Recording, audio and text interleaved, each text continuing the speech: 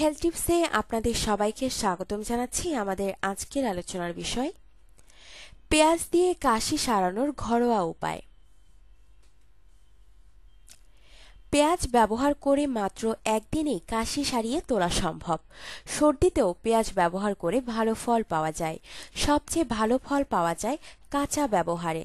গবেষকরা জানান পেঁয়াজের মধ্যে সালফার ও ফ্লাভোনয়েড নামক উপাদান থাকে।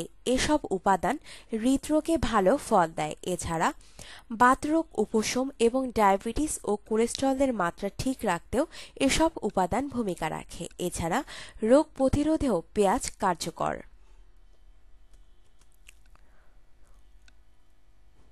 উপাদান: 1 কেজি পেঁয়াজ, 3 লিটার পানি। তৈরির পদ্ধতি: পেঁয়াজের ওপরের খোলস ও দুই পাশ পরিষ্কার করুন। প্রতিটি পেঁয়াজ 4 টুকরো করুন। কাটা পেঁয়াজ একটি পাত্রের মধ্যে নিয়ে 3 লিটার পানি দিন। পাত্রটি চুলায় নিয়ে উত্তপ্ত করুন।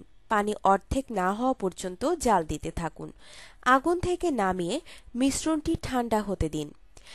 কয়েকবার নেড়ে দিন।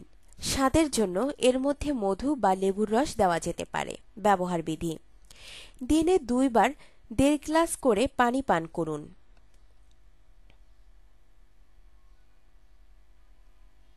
উপাদান: 2টি মাঝারি আকৃতির অর্গানিক আপেল, 2টি মাঝারি আকৃতির পেঁয়াজ, 14টি আখরোট অর্থাৎ বাদাম। প্রস্তুত প্রণালী: পেঁয়াজ ধুয়ে পরিষ্কার করুন। প্রতিটি পেঁয়াজ 4 টুকরো ভাগ করুন। আপেলও ধুয়ে 4 টুকরোয় ভাগ করুন। আখরোট ভেঙে নিন। একটি পাত্রে সব উপাদান নিয়ে পানি দিন। পাত্রটিকে চুলোর আগুনের ওপর দিন।